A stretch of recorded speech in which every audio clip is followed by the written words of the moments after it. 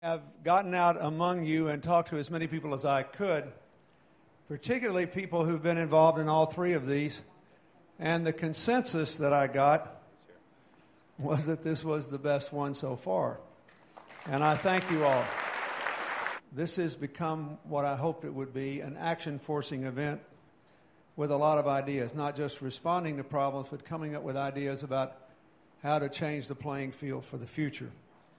Make no mistake about it, the children die every day from a lack of education.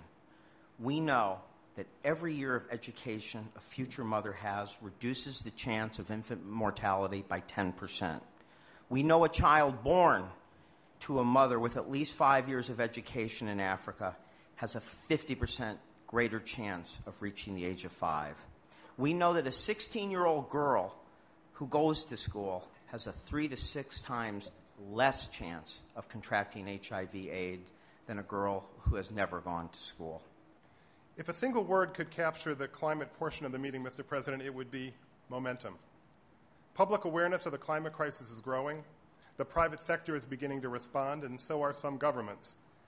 It's wrong that nearly 10 million children under the age of 5 die every year from primarily easily treatable or preventable diseases. It's wrong that 500,000 women die during childbirth or from pregnancy-related complications. Giving birth to a child should be a blessing, not a deadly game of Russian roulette. And it's wrong that 2 billion people suffer from micronutrient deficiency, even though this is something that could be addressed for less than $0.25 per person per year. In the modern world, the single most expensive thing a wealthy country can do is go to war. What do you think?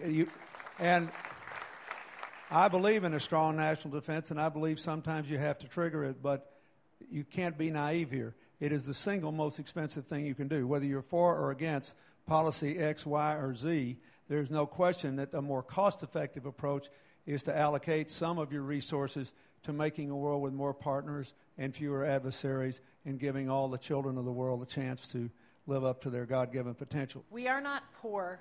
We are creative. Those are the words of Albina Ruiz, a woman from Peru who saw an opportunity in garbage. A woman who organized her fellow citizens, the scavengers of waste dumps, to take on recycling, create new jobs, and formalize and dignify an informal and invisible form of labor.